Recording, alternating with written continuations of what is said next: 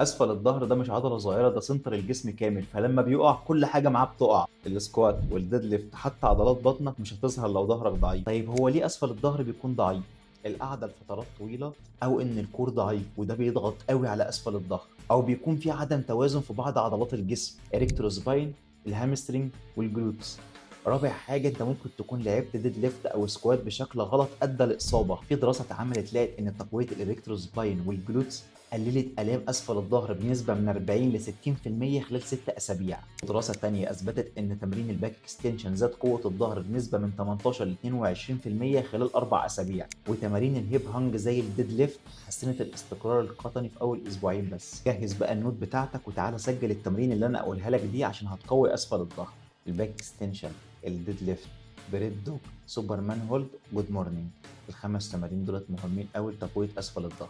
نقوي بقى الجلوتس عشان هي اللي بتحمي الظهر. جلوت بريدج وهيب ثرست، ومرونة بسيطة في آخر التمرين بلاش تهملها وتمشي بسرعة.